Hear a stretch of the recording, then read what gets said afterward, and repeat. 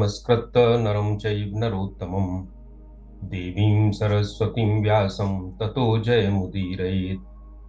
प्रपन्नपारिजाताय तोत्रवेत्रैकपाणिये ज्ञानमुद्राय कृष्णाय गीतामृतदुहे नमः। वसुदेवसुतं देवं कंसचाणूरमर्दनं देवकी परमानंदं कृष्णं वंदे जगद्गुरुम्। आज हमारा दैनिक जीवन में गीता के चर्चा का यह 48वां सत्र है। आप सब आज जो सम्मिलित हुए हैं, जुड़े हैं, मैं आप सबका स्वागत करता हूं, प्रणाम करता हूं। हम लोगों ने 6वें अध्याय के 40 श्लोकों पर चर्चा पहले पूरी कर चुके हैं हम लोग पिछले 47 सत्रों में। इस बार हम 6वें अध्याय का 41वां और उसके बाद के श्लोक करेंगे और प्रयास करेंगे, चूंकि 6वें अध्याय में केवल 47 ही श्लोक हैं, इसलिए 7 श्लोक हैं, तो आज हम इसको पूरा कर दें। अर्जुन ने भगवान से शंका की थी जब उन्होंने ध्यान योग का प्रकरण बताया कि मन बड़ा चंचल है, हठी है, इसको कैसे हम वश में करेंगे। तो भगवान ने कहा था कि अभ्यास और वैराग्य के द्वारा इसे वश में किया जा सकता है, और उसके बारे में आगे श्लोक थे और हम लोगों ने काफी चर्चा की थी। बाद में अर्जुन को यह एक शंका पैदा हुई कि हमने योग तो किया, भगवान की प्राप्ति का प्रयास तो किया, लेकिन हम एक जन्म में भगवान को प्राप्त नहीं कर पाए, तो क्या होगा? कहीं ऐसा तो नहीं होगा कि हमने संसार के सुख भी छोड़ दिए और परमात्मा का सुख भी नहीं मिल पाया? ऐसा तो नहीं होगा कि जैसे कोई बादल छिन्न भिन्न हो जाता है हवा से, उसके पानी बरसाने की पूरी संभावनाएं समाप्त हो जाती हैं, इसी तरह करीब कहीं हमारा जीवन भी छिन्न भिन्न तो नहीं हो जाएगा? तो भगवान ने कहा था कि नहीं पात्र, नहीं पार्थ, जो भी कल्याण करता है उसका कभी दुर्गति नहीं होती, उसका कभी विनाश नहीं होता। अब वो विनाश कैसे नहीं होता? हम तो ये देखते हैं कि उसकी मृत्यु हो गई तो मृत्यु के बाद न शरीर बचता है, ना हम उससे बात करने की स्थिति में रहते हैं, ना उसकी भावनाएं जान सकते हैं, ये भी नहीं पता कि वो कहाँ चला गया जो जीवित के रूप में हमारे सामने था। तो अब जो हिंदू सनातन धर्म का एक बड़ा सिद्धांत है, कर्म और पुनर्जन्म, तो कर्म की बात तो हम अभी करते रहे हैं, अब भगवान पुनर्जन्म की बात करते हैं कि मरने के बाद अगर उसकी साधना अधूरी रह गई तो मरने के बाद क्या होगा। तो भगवान ने जो 41 से लेकर 41, 42, 43, 44 और 45 जो 5 श्लोक हैं, इसमें यही बताया गया है कि मरने के बाद क्या गति होती है। और जब हम 7वें अध्याय में और आगे जाएंगे तो फिर भगवान इस विज्ञान के और अंदर जाते हैं कि मृत्यु के बाद जो सूक्ष्म शरीर यात्रा करता है वह क्या है, कैसे है। उसके पीछे का, जैसे अभी तक हम लोगों ने देखा कि वेदांत किसी चीज को केवल विश्वास पे आधारित नहीं करता, उसके पीछे पूरे लॉजिक में जाते हैं और हमें संतुष्ट करते हैं। सो वही प्रक्रिया आगे भी चलेगी। अभी ये 5 श्लोक हम देखेंगे। तो सबसे पहला तो ये हुआ कि इन 5 श्लोकों में भगवान कहते हैं कि हमने एक जन्म में जो भी उपलब्धि अर्जित कर ली, वह उपलब्धि समाप्त नहीं होती है। हमने जितना बुद्धि का समत्व प्राप्त कर लिया, जितना ज्ञान अर्जित कर लिया, जितना अनुभव प्राप्त कर लिया, वह एक मृत्यु होने पर समाप्त नहीं होगा। क्यों? क्योंकि मृत्यु तत्व की दृष्टि से किसी यात्रा का अंत नहीं है, यात्रा का एक पड़ाव है।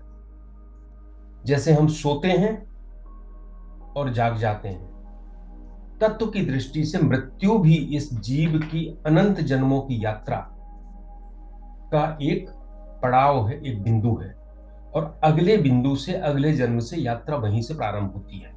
उस कार्य के लिए जो अपूर्ण कार्य वो छोड़ के जा रहा है। परमात्मा को प्राप्ति का प्रयास किया, परमात्मा प्राप्त नहीं हो पाया, तो अगले जन्म में परमात्मा को प्राप्त करने की सुविधाएं प्राप्त होंगी, उसके बारे में भगवान बताएंगे। और अगर उसका पूरा मन, पूरा चित्त संसार में ही लगा रहा, तो भगवान उसको भी इनकार नहीं करते हैं। हम लोग जब बच्चे थे तो सुना करते थे कहानियां सुनते थे कि कोई अपना धन गाड़ के चला जाए जमीन में और मर जाए तो वो सांप बन के उस धन की रक्षा करता है। ऐसा कहा जाता था, कहानियां होती थी बचपन में। सो यही सिद्धांत बताते थे कि अगर वो संसार में ही आसक्त है तो यह उसके चित्त के संस्कार उसको ऐसा ही शरीर देंगे ताकि उन संस्कारों को वो पूर्ण कर सके, उस बीत अधूरे काम को वो पूरा कर सके। तो यहां भगवान कहते हैं इन 5 श्लोकों में, चूंकि ये योग भ्रष्ट के संबंध में है, जो योग से भ्रष्ट हो गया उसका क्या स्थिति होगी। तो ध्यान रखिएगा कि भ्रष्ट होना कोई ऐसा भ्रष्ट नहीं है जिसको भ्रष्ट को हम सामान्य रूप से भ्रष्ट समझते हैं। जो योग में भ्रष्ट हुआ, यानी भाई योगी तो है ही लेकिन योग की पूर्णता को प्राप्त नहीं कर पाया। और योगी होना भी कोई आसान नहीं है। भगवान का ही एक श्लोक है, मनुष्याणाम सहस्रेषु कश्चिद यतति सिद्धि। हजारों मनुष्यों में से कोई एक प्रयास करता है, यतताम अपि सिद्धानाम कश्चिन माम वेत्ति तत्वता। उन हजारों में से कोई एक तत्व को प्राप्त होता है। सो यह तो उन लाखों में से योग्य व्यक्ति है जिसने योग का प्रयास किया है और पूर्णता में नहीं पहुंच पाया, इसलिए योग भ्रष्ट हो गया। इसलिए अब उसकी क्या गति होती है। तो भगवान इसमें 2 श्रेणियां बताते हैं। सबसे पहले 6:41 में पहली श्रेणी, प्राप्य पुण्य कृताम लोकान उषित्वा शाश्वती समः शुचीनाम श्रीमताम गेहे योग भ्रष्टोभिजायते। प्राप्य पुण्य कृताम लोकान, ऐसे लोगों को प्राप्त करके जो पुण्य से प्राप्त होते हैं। पुण्य करता मनुष्यों को प्राप्त होने वाले लोगों को प्राप्त करता है। पुण्य प्रताप करता पुण्य प्राप्त पुण्य कृताम लोकान उषित्वा शाश्वती समा, वहां अनेक वर्ष तक रहता है। शुचि नाम श्रीमताम गेहे, लोक योग भ्रष्टो भिजायते। इसके बाद यह योग भ्रष्ट ऐसे धनी श्री संपन्न लोगों के घर में जन्म लेता है जो पवित्र है। सो कितनी चीजें हुई, योग भ्रष्ट, मृत्यु होती है, ऐसे लोगों में जाता है जो पुण्य से प्राप्त होते हैं। स्वर्गलोक है, ब्रह्मलोक है, इंद्रलोक है, जो पुण्य से प्राप्त होने वाले लोग हैं। इसके बाद वहां लंबे समय तक रहता है और फिर जब पृथ्वी पर वापस आता है तो श्री संपन्न ऐसे पवित्र और धनी लोगों के घर में जन्म लेता है। हमारे पुराणों के अनुसार, और गीता भी इस बात को मानती है, भगवान भी इस बात को कहते हैं कि इस मर्त्य लोक के ऊपर बहुत से लोग हैं, लेकिन ये सभी लोग वो हैं जहां जाने के बाद वापस आना पड़ता है। इसमें स्थायी रूप से कोई नहीं रहता। हम जब आगे गीता में पढ़ेंगे तो भगवान कहते हैं आ ब्रह्म भुवनान लोका पुनरावर्ती नोर्जुन। ब्रह्मलोक तक सारे लोग ऐसे हैं जहां जाओगे, कुछ समय बिताओगे, वापिस आ जाओगे। माम उपेत तु कौन्तेय पुनर्जन्म न विद्यते। पर जो मुझ परमात्मा को प्राप्त कर लेता है उसका पुनर्जन्म नहीं होता, उसको एक स्थायी ठिकाना मिल जाता है भगवान के अंदर, भगवान में। तो यहां वो कह रहे हैं कि क्या है, वो योग भ्रष्ट जो है अभी इन लोकों तक जाता है, लोकों से लौट के भी आता है। और लौट के आता है तब क्या होता है, लोकों में तो उसने स्वर्ग का भोग किया, सुख वहां मिले, भोग तो नहीं करेगा क्योंकि वो योगी है। शुचि नाम श्रीमताम गेहे योग भ्रष्टो भी जाए थे, खूब योग किया, अंतिम समय आया, संयम का भाव हो गया, योग छोड़ दिया। और 2 कारण और हैं। योग का मतलब हमें परमात्मा की प्राप्ति का प्रयास, और अंत समय में ऐसा हुआ कि परमात्मा की जगह संसार का ध्यान आ गया तो योग भ्रष्ट हो गया। ये भी हो सकता है कि वो उसके मन में ये वासना आ जाए कि हमें अभी संसार का कल्याण करना है, यहां भी योग भ्रष्ट हो गया। लेकिन दोनों की स्थिति अलग अलग है। सो ये जो श्लोक है वो ये श्लोक है जब उसके अंदर योग करते करते अंतिम स्थिति तक ना पहुंचे और मृत्यु के समय ये वासना आ जाए कि हमें कुछ सुख भोग करना है, तो फिर वो योग भ्रष्ट हो जाएगा। और वो कहां जाएगा, वो पुण्य वाले लोकों में जाएगा। एक बड़ी मजेदार बात है और तार्किक भी है। हम लोग कहते हैं ना कि मृत्यु के समय भगवान का नाम ले लो तो उद्धार हो जाता है, पर गीता कहती है, आगे श्लोक आएगा, कि मृत्यु के समय आपका वही नाम मुंह से निकलेगा, वही विचार आपके मस्तिष्क में आएंगे जिस पर आपने पूरे जीवन भर चिंतन किया हो। ऐसा नहीं हो सकता है कि पूरे जीवन के संस्कार तो दुष्टता के हैं, पाप के हैं, भोग के हैं, और अंतिम समय में हम ये समझें कि हम तो राम राम कह देंगे तो हमें क्या परेशानी, अभी मजे करते हैं, जब मरने लगेंगे तो राम राम कह देंगे। ऐसा नहीं हो सकता। सो अगर योग भ्रष्ट मरते समय उसके मन में संसार की वासना रही है, इसका मतलब उसका पूरा जीवन अभी क्लियर नहीं हुआ, उतना शुद्ध नहीं हुआ कि वो भगवान तक जा सके। इसलिए उस वासना जो बची है उसे नष्ट करने के लिए पहले कहां जाएगा? प्राप्त पुण्य कृताम लोकान, पहले पुण्य लोगों में जाएगा और उसके बाद वो धनी लोगों के घर में जन्म लेगा, मृत्यु लोक में। अगला श्लोक, एक तो ये हो गया जिसकी वासना बची हुई थी उसका। अब दूसरा योगी और हो सकता है क्या? योग तो किया, भगवान को नहीं पा पाया, संसार की वासना भी नहीं थी, लेकिन कुछ और विघ्न पैदा हो गए। जैसे उसके मन में आया कि मुझे कुछ नहीं चाहिए, लेकिन मेरी बड़ी इच्छा है कि संसार तो बहुत दुखी है, मैं इस दुखी लोगों को उद्धार कर लूं। अब ये भी वासना है मन की। सो भगवान क्या कहते हैं, ऐसा जो वैराग्यवान योगी है वो कहां जाएगा? अथवा योगिनामेव कुले भवति धीमताम, एतद्धि दुर्लभतरम लोके जन्मयदीदृशम।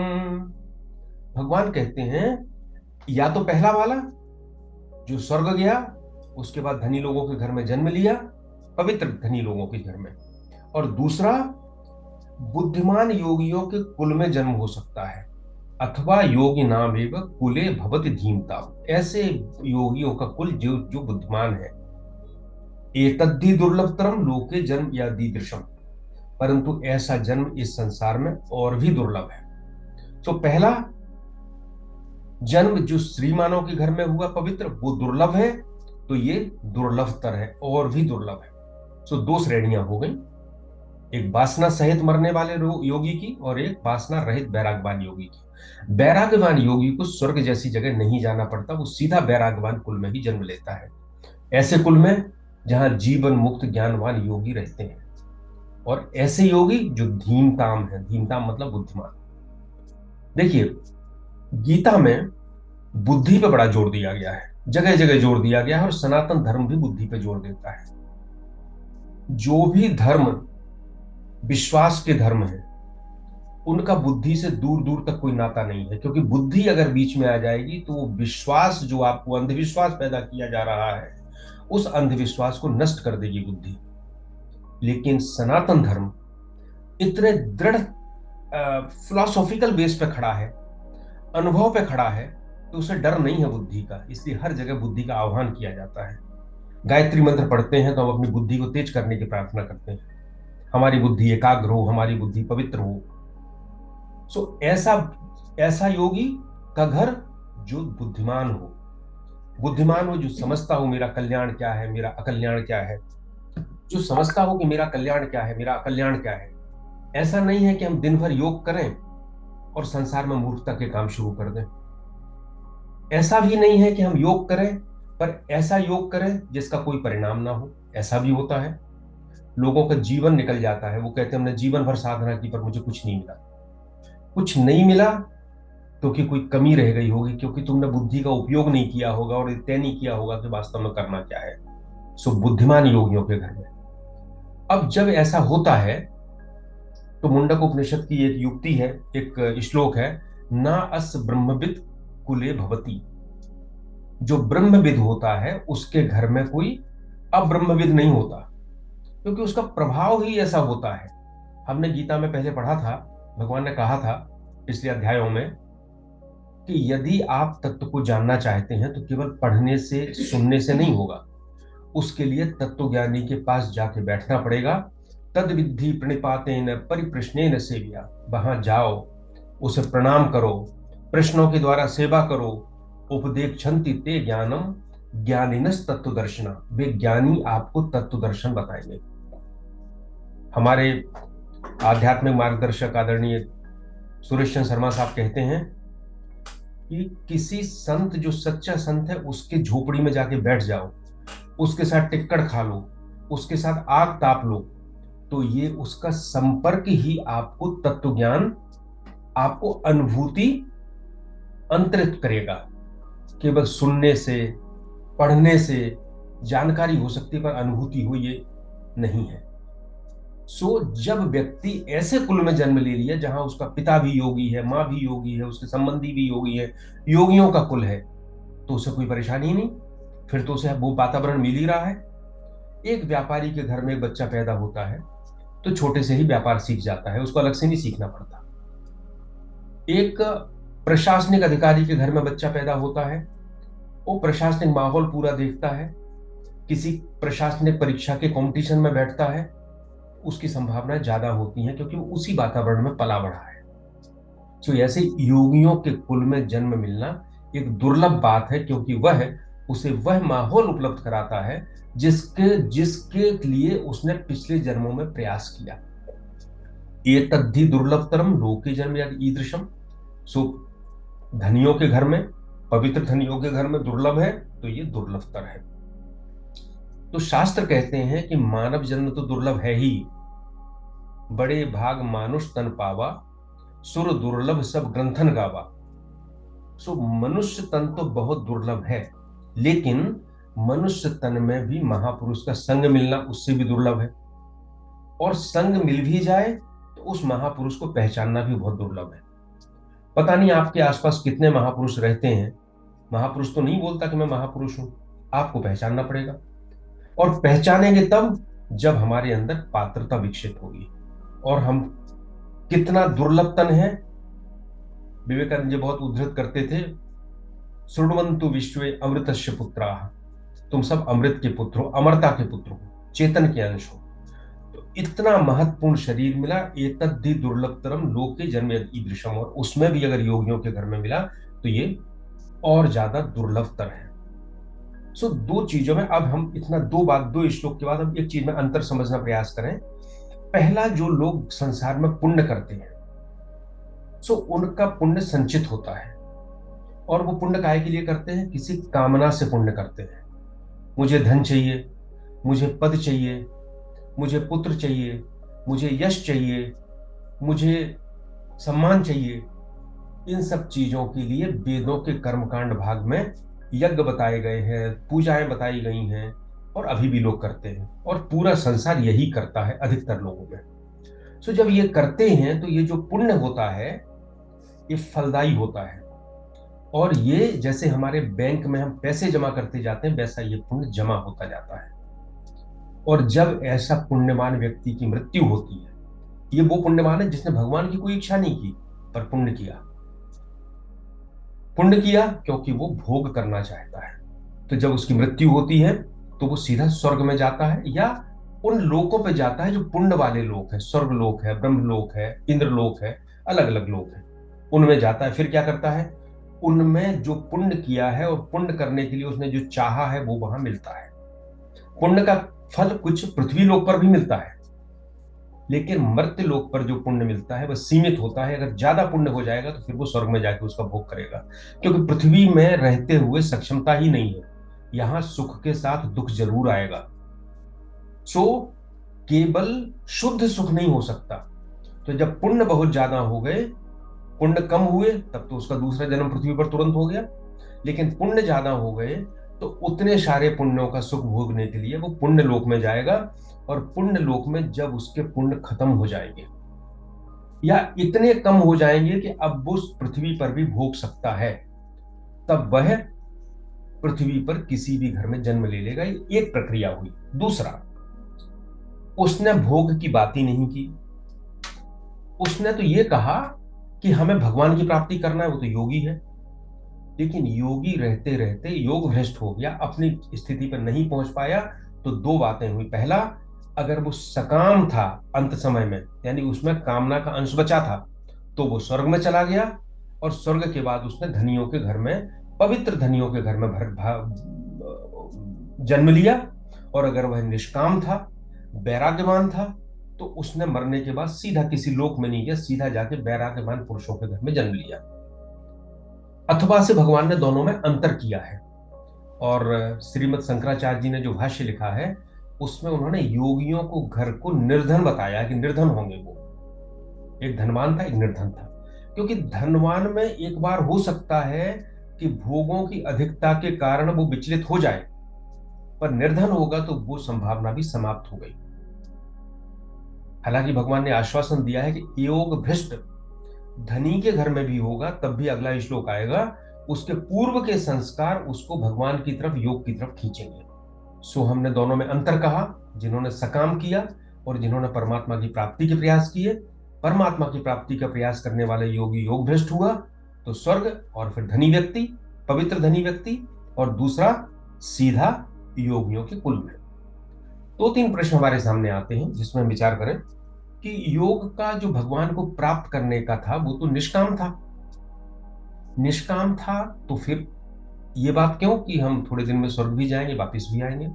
इसलिए क्योंकि कुछ ना कुछ वासना बची थी, निष्कामता पूरी नहीं हुई थी। दूसरा प्रश्न, अगर निष्कामता पूरी हो जाती तब तो उसको भगवान का योग हो जाता भगवान के साथ, फिर जन्म मरण का चक्कर ही खत्म हो जाता, मुक्ति हो जाती, बंधन समाप्त हो जाते। दूसरा है कि वह तो निष्काम कर रहा था, मनशा जरूर थोड़ी सी थी, लेकिन ऐसे पुण्य तो नहीं किए थे जैसे स्वर्ग जाने वाले पुण्य करते हैं, तो फिर क्यों जा रहा है वो? इसका उत्तर ये देते हैं भाष्यकार कि पुण्य कर्म स्वर्ग और ऐसे सुख देते हैं, लेकिन योग परमात्मा को देता है। तो योग का जो स्तर है उस स्वर्ग के सुख से बड़ी चीज परमात्मा दे रहा है, जो अखंड सुख है। तो जिसने अखंड सुख के लिए प्रयास किया और उसमें कुछ कमी रह गई, तो वो उससे निचले स्तर यानी स्वर्ग के सुख के बीच से गुजरेगा। और वो इसलिए भी गुजरेगा क्योंकि उसके मन में जो थोड़ी सी वासना बची है, उस स्वर्ग के सुखों के बीच रहकर उस सुखों की वासना को भी समाप्त कर देगा। क्योंकि वासना के कारण भी जन्म लेना पड़ता है, लेकिन भगवान की कृपा है कि उस वासना के कारण आवश्यक नहीं कि संसार में आके करे, वो स्वर्ग जाके जो भोग लोक है वहां पे भी अपनी वासना को कुछ साक्षी भाव में जाके उस वासना को खत्म करके नीचे आएगा। तीसरा है, पुण्य में तो हमने कहा कि जब तक बैंक में बैलेंस रहेगा तब तक स्वर्ग में रहेगा। इसमें कब तक रहेगा? इसमें भगवान कहते हैं शाश्वती समाह, लंबे समय तक रहेगा। कितना? जितनी उसकी वासना की तीव्रता होगी, जितनी उसकी अंश उसका बचा होगा। और मृत्यु लोक में क्यों आएगा भाई, वहीं क्यों ना रह जाए? इसलिए आएगा कि अगर साधना पूर्ण करना है तो उसके लिए मानव शरीर की आवश्यकता है। केवल मृत्यु लोक ऐसा है जो कर्मयोनि है मानव, जिसको कर्म करने की स्वतंत्रता है। किसी भी अन्य लोक में कर्म की स्वतंत्रता नहीं है, सारी भोग योनियां हैं, वो अपना अपना भोग करेंगे और उस लोक से पुनरावर्तित हो जाएंगे। ब्रह्म लोक जाने का अर्थ ये नहीं है कि आप भगवान के पास पहुंच गए, नहीं, वो भी इसी तरह का लोक है जैसे मर्त लोक है। अंतर केवल इतना है कि वो सुख उसमें थोड़ा ज्यादा है और दुख नहीं है। लेकिन हमारा उद्देश्य ये अस्थायी सुख प्राप्त करना नहीं है, चाहे वो 2 मिनट का हो और चाहे वो 2000 साल का हो, नहीं। हमारा अर्थ भगवान की प्राप्ति यानी अखंड सुख प्राप्त करना है। इसलिए वो मृत्यु लोक में आता है और अपनी साधना शुरू करता है। उसके जो शुद्ध आचरण थे, उसके जो संस्कार थे, उससे वो आगे बढ़ता है। और श्रीमान के घर में जन्म लेने से ये मत समझिए कि आध्यात्म और धन का कोई संबंध है। हालांकि एक चीज भी गलत है कि जो हम हमेशा सोचते हैं कि धन हमेशा बुरा है, ऐसा भी नहीं है। श्री मां जो श्री अरविंद के साथ थी, वो कहा करती थी कि इस संसार को चलाने का भगवान का जो रूप है वो तो धन ही है। सो धन अपने आप में एब्सलूट है। जैसा हम हमेशा उदाहरण देते हैं कि करंट एब्सलूट है, वो ठंडा भी करता है और गर्म भी करता है, फ्रिज भी चलाता है और हीटर भी चलाता है। इसी तरह धन भी एब्सलूट है, उसके साथ बुराई भी जुड़ती है और अच्छाई भी जुड़ती है। सो जब वो पवित्र श्रीमानों के घर में जन्म लेता है तो उस धन में बुराई नहीं होती है। और जब गरीबों के घर में जन्म लेता है, कबीर हैं, रैदास हैं, तुलसी हैं, विवेकानंद जी की स्थिति ऐसी थी कि उनके घर में एक समय खाने के लिए नहीं होता था। जब वो घर जाते थे तो उन्हें पता था कि घर में इतना खाना नहीं है कि मुझे भी खाना दिया जा सके, तो पेट पे हाथ फेरते हुए जाते थे कि आज तो मैं एक मित्र के यहाँ से बहुत खा के आया हूँ, मुझे खाने की आवश्यकता नहीं है। तो महापुरुष गरीब घर में भी पैदा हो सकते हैं, धनी में भी हो सकते हैं, दोनों जगह उनकी प्रगति हो सकती है। उनके कैसे संस्कार थे, उनकी कैसी वासना थी, उस आधार पर यह तय होगा। 43वां श्लोक,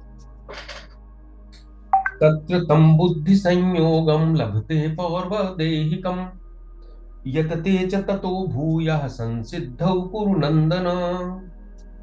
भगवान कहते हैं कि जहां वो जाता है, नया जन्म हुआ, उसे पूर्व देह से संबंधित बुद्धि का संयोग मिल जाता है, तब वह फिर से परम सिद्धि के लिए प्रयास करता है। हे कुरुनंदन, तत्र तम बुद्धि संयोगम लभते पौर्व देहिकम, पुरानी देह की बुद्धि का संयोग मिलता है। यतते च ततो भूया, पुनः प्रयास करता है, संसिद्ध कुरुनंदन, संसिद्ध होने के लिए। अब उसका जन्म हुआ नई जगह। अब वो पुराने बुद्धि और संस्कार विचार लेकर ही उसका सूक्ष्म शरीर वहां जाता है। अब ये जो विज्ञान है कि सूक्ष्म शरीर कैसे इन सबको लेके जाता है, क्योंकि सूक्ष्म शरीर संसार का अंश है, चेतन का अंश नहीं है। इसके बारे में अभी 7वें अध्याय और उसके बाद में भगवान जब ज्ञान विज्ञान योग बताएंगे, तब इस पे बड़ा विचार होगा। कैसे वायु गंधा निवासयात, जैसे वायु गंध को लेके जाती है, इसी तरह सूक्ष्म शरीर हमारे बुद्धि को, संस्कार को, विचार को, साधन सामग्री को, इसको लेके नए जन्म के लिए यात्रा करता है। और जैसा उद्देश्य होता है, जैसे संस्कार होते हैं, वैसा ही सूक्ष्म शरीर नया शरीर धारण करता है। सो वो कहते हैं तत्र तम बुद्धि संयोगम, तो नया शरीर में वही बुद्धि प्राप्त हो जाएगी जो पहले थी। अब जो धर्म केवल भौतिक शरीर तक ही जीवन को सीमित मानते हैं, जो मानते हैं कि भौतिक शरीर के बाद सब कुछ खत्म हो गया मरने के बाद, वो इस चीज को नहीं समझ पाएंगे। हमें प्रारंभिक विश्वास कि हाँ पुनर्जन्म है, फिर हमें इस विश्वास को दृढ़ करना है, परमात्मा को दृढ़ करना है, और इसके बाद अनुभव करना है। अनुभव कैसे? हम देखते हैं एक बच्चा पैदा होता है, और जब वो बड़ा होता है, दो भाई होते हैं, दोनों के संस्कार बिल्कुल अलग अलग हो जाते हैं।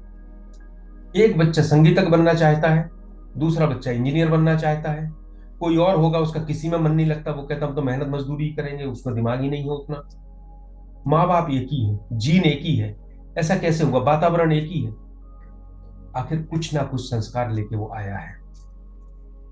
कई लोगों को हम देखते हैं, रामानुजन बहुत बड़े गणितज्ञ हुए, और मात्र 30-31 साल में उनका देहांत हो गया। कहीं नहीं पढ़ते थे, साउथ इंडिया के थे, किसी बैठते थे और गणित के बहुत सारे इक्वेशंस बनाते थे, उनको सॉल्व करते थे।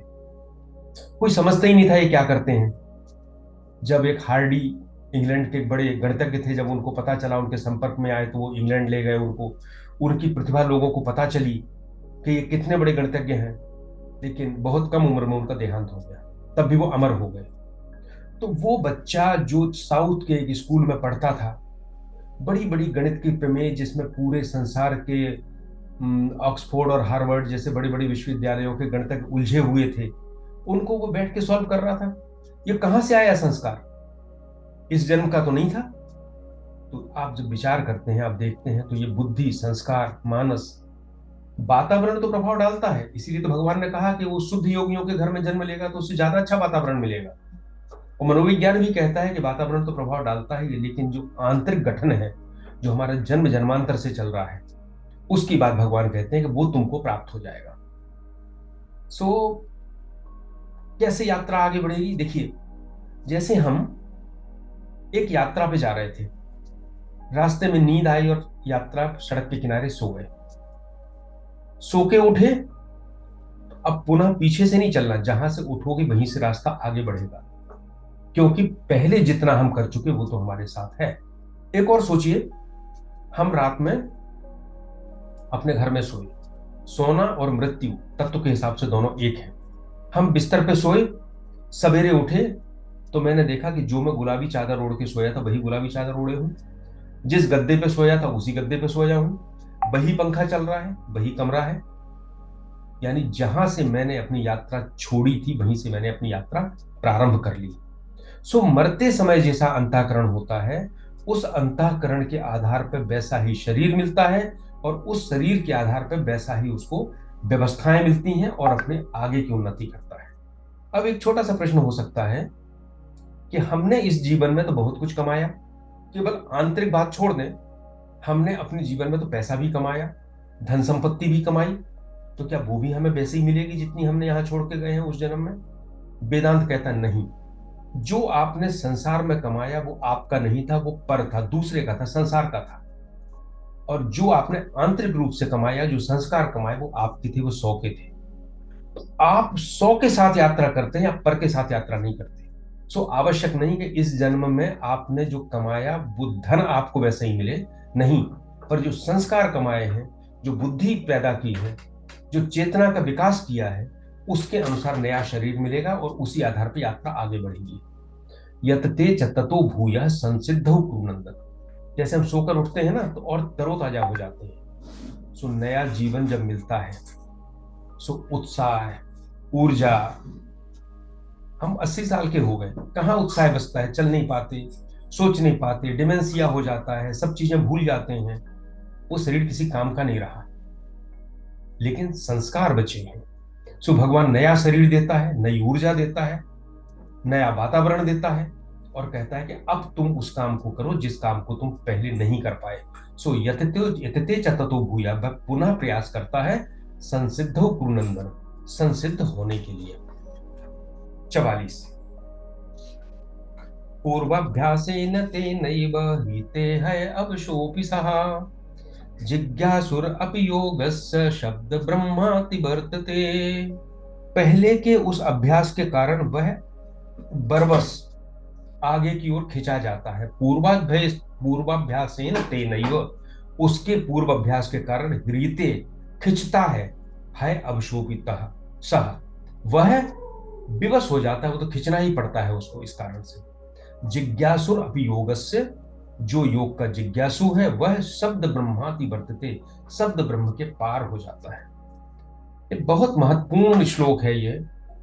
और इसमें शब्द ब्रह्म की जब व्याख्या करेंगे तो हम लोग देखेंगे कि हम धर्म के किस स्तर पे जी रहे हैं और गीता हमें किस स्तर पर ले जाने का आह्वान कर रही है। सो पहले पूर्वाभ्यासेन तेनैव ह्रीते है अवशोऽपि सः, हमने दो की तुलना की थी, धनी के घर जन्म लेने वाला और योगियों के घर जन्म लेने वाला। दोनों में ही अपने, जो धनी के घर में जन्म लिया है, पवित्र धनी के घर में, हो सकता है वो भोग में उलझ जाए क्योंकि वहां तो सब कुछ है। लेकिन भगवान कहते हैं नहीं, वह उसके जो पुराने संस्कार हैं, वह उस धन का उपयोग भी अपने उसी उद्देश्य के लिए करेगा, वो जीवन व्यर्थ नहीं जाएगा उसका। और जो योगी के घर में गया उसके लिए तो बात ही नहीं है, वो तो है ही। और धनी भी जो था वो कोई दुष्ट धनी नहीं था, शुचि नाम श्रीमताम गेहि, शुचि था, उसके यहां भी धर्म का पालन होता था, पवित्र था, धन में दोष नहीं था। शंकराचार्य जी ने इसका जो भाष्य किया है उसमें जो दो तीन चीजें की हैं, कही हैं, वो हम और यहां बात कर लें पूर्वाभ्यास के बारे में। कि योगी जब भगवान को प्राप्त करने का प्रयास करता है तो स्वाभाविक पाप कभी नहीं करेगा वो, लेकिन फिर भी जाने अनजाने में कुछ पाप तो हो ही जाते हैं जब हम संसार में रहते हैं। तो जो पाप होते हैं वो कैसे नष्ट होंगे? तो शंकराचार्य जी भगवान कहते हैं कि संस्कार प्रबल होगा, लेकिन पाप अपना फल देने के बाद समाप्त हो जाएगा। सो कई योगी होते हैं, हम देखते हैं उनको जीवन में कोई कष्ट आता है, पर कष्ट आने पर भी, दुख आता है, कष्ट आता है, पर उसके बाद भी वह अपने पथ से विचलित नहीं होते हैं।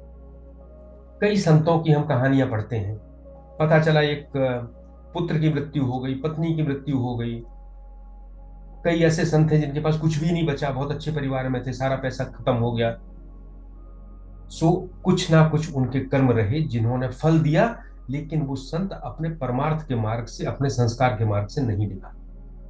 दूसरा, शंकराचार्य जी कहते हैं जिसके पुण्य होते हैं, भगवान को प्राप्त करने में पाप भी उतने ही बाधा हैं जितने पुण्य हैं, क्योंकि पुण्य भोग में लगा देते हैं। सो वो कहते हैं कि जो स्वर्ग में होके आता है वो उनका भी क्षय कर देता है, उन पुण्यों का भी। और जिसके पास केवल योग के संस्कार होते हैं, उसके बारे में तो कहा है कि योगियों के घर में जन्म लेता है। पूर्वाभ्यासेन तेनैव, पूर्व अभ्यास हमें खींचता है। हम वाल्मीकि जी का उदाहरण देखें। वाल्मीकि जी ने जब वो लूटपाट करते थे तो सप्त ऋषियों को बांध दिया था, और सप्त ऋषियों ने कहा था कि तुम जिसके लिए ये कर रहे हो उस परिवार से जाके पूछो तो कि क्या तुम्हारे इस दुष्कर्म में, इस पाप में तुम्हारा परिवार भी भागीदार है। अगर ये बात सप्तऋषि किसी साधारण लुटेरे से कहता तो वो एक रस्सी और मान देता, बड़ा ज्ञान दे रहा है मुझे, पहले दे जा मेरे तेरे पास जो कुछ है। लेकिन वाल्मीकि जी के संस्कार थे, वो किसी कारण से उस परिस्थिति के कारण जहां पैदा हुए थे वहां पे वो लूटपाट के काम में आ गए थे। उन्होंने घर जाके पूछा, जब सबने मना किया कि नहीं, हम तो तुम्हारे पाप में भागीदार नहीं है, क्योंकि तुम मेरे पिता हो, तुम मेरे पति हो, तुम्हारा कारण काम मेरा पालन पोषण करना है, तुम कैसे करते हो, तुम इसके लिए खुद जवाबदार हो। तो वाल्मीकि जी को बड़ा धक्का लगा और उनके वो संस्कार जागृत हो गए और महर्षि वाल्मीकि को गए। कहने का तात्पर्य ये कि जो पूर्व जन्म के संस्कार हैं ये छिपते हैं, लेकिन ये संस्कार खींचते हैं, उसको वहां रहने नहीं देते। पूर्व जन्म के संस्कार देखिए, बड़े तबला वादक हुए अल्लाह रखा, और उनके पुत्र हुए उस्ताद जाकिर हुसैन। जाकिर हुसैन का अभी अभी कुछ दिन पहले देहांत हुआ है। जाकिर हुसैन बचपन से ही तबला बजाने लगे और अपने पिता से भी ज्यादा नाम हुआ। जादूगर माना जाता है तबले का उनको। कैसे हुआ? कुछ ना कुछ संस्कार थे, शायद पिछले जन्मों में भी उन्होंने इस कला की ऊंची साधना की होगी, जिस कला को वो लेके आए अपने जन्म के साथ ही। उनको वैसा परिवार भगवान ने दे दिया, वैसा ही संगीतज्ञ परिवार दे दिया।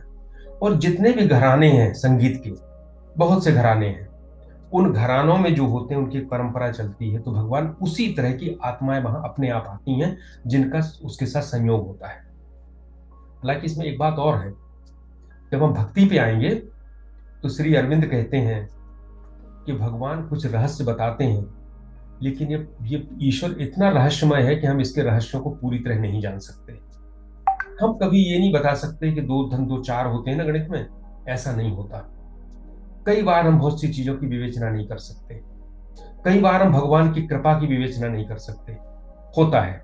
लेकिन जितने लेवल तक जा सकते हैं उतने लेवल तक हमारे ग्रंथ हमें जाने के लिए प्रोत्साहित करते हैं, और इसके बाद हमको छोड़ देते हैं। अभी हम शब्द ब्रह्माति वर्तते पे आएंगे तो हम इस पर चर्चा करेंगे।